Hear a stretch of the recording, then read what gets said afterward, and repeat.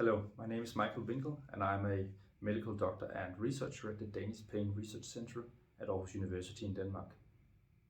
Today I'll be presenting a podcast on our recently published paper in Developmental Medicine Child Neurology titled Classification of Pain in Children with Cerebral Palsy.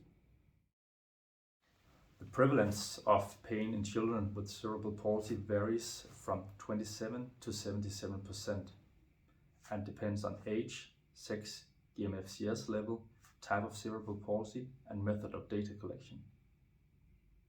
Early recognition of pain is important as pain has wide-ranging consequences, and we know that pain significantly reduces the quality of life. Fortunately, recent years has seen an increased focus on pain, with the International Association for the Study of Pain revising the definition of pain, and a systematic classification of chronic pain being included in the new ICD-11. ICD-11 defines chronic pain as pain that persists or recurs for more than 3 months. Chronic pain may be classified as either chronic primary pain or chronic secondary pain. In chronic primary pain, the pain cannot be explained by another underlying condition and may be considered a disease in itself. In chronic secondary pain, the pain is a symptom of another underlying condition.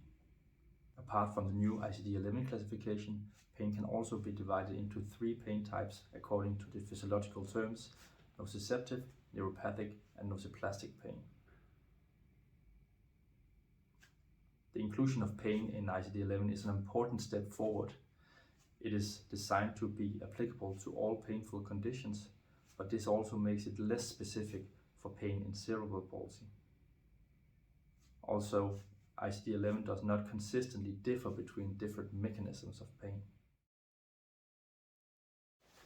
The purpose of our paper was to propose a cerebral palsy pain classification specific for painful conditions in patients with cerebral palsy and based on both the ICD-11 classification and the physiological terminology.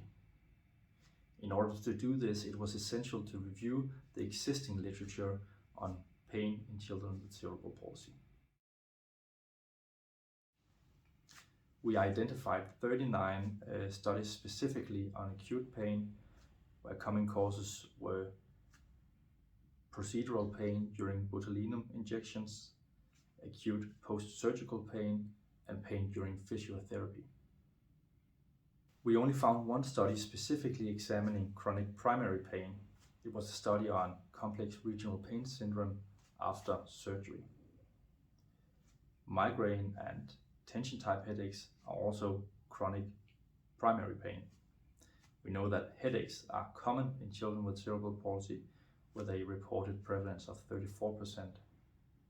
None of the studies we reviewed distinguished between secondary and primary headaches. Chronic secondary pain was reported in 81 of the reviewed studies. 75 studies were on musculoskeletal pain, where common causes were joint misalignment and increased muscle tone. Other causes of musculoskeletal pain were scoliosis and bone pain from osteoporosis or pathological fractures. We only found 3 studies on visceral pain, all 3 being gastrointestinal pain, even though studies suggest that the majority of children with cerebral palsy actually have significant gastrointestinal symptoms. As mentioned, headaches are common in children with cerebral palsy. Secondary headache or orofacial pain may arise from bruxism. Peripheral neuropathic pain may arise after surgery or other injury to the peripheral somatosensory nervous system. We found 2 papers on peripheral neuropathic pain after surgery in children with cerebral palsy. Central neuropathic pain is pain caused by damage or injury to the central somatosensory nervous system. It is well described in adults after acquired brain injury, but not in children with cerebral palsy, despite an injury of the central nervous system and sensory disturbances being reported as common. We found no studies on central neuropathic pain in children with cerebral palsy. Lastly, we found only 1 study on chronic post-surgical pain. The remaining 74 papers did not specify the type of pain or the cause of pain. These were primarily papers on pain prevalence and quality of life.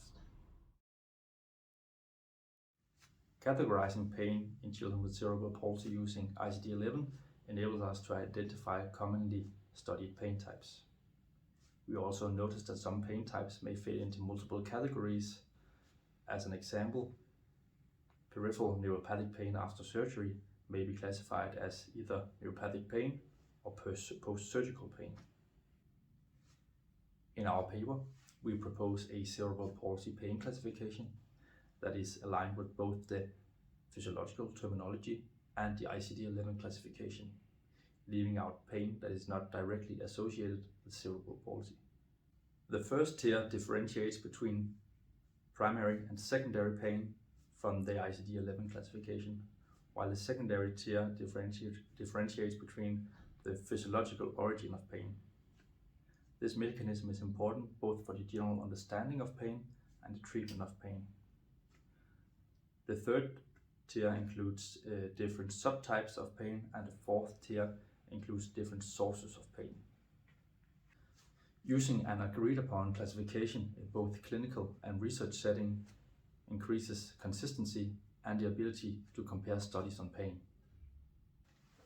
The cerebral palsy pain classification is a tool that may help those working with patients with cerebral palsy while still being translatable to the ICD-11 classification.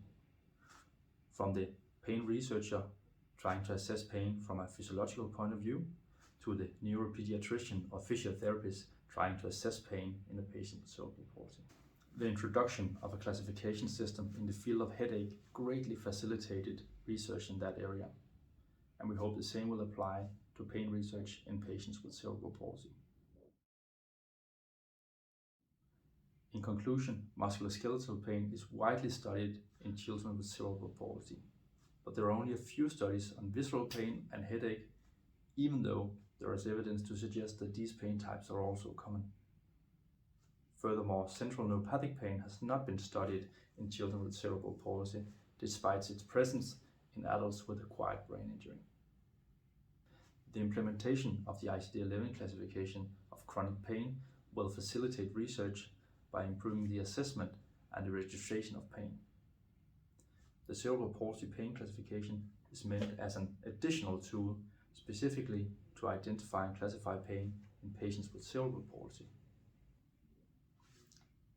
We hope that the cerebral palsy pain classification will be adopted as a useful tool both for the researcher trying to classify pain and the clinician trying to diagnose it. Thank you.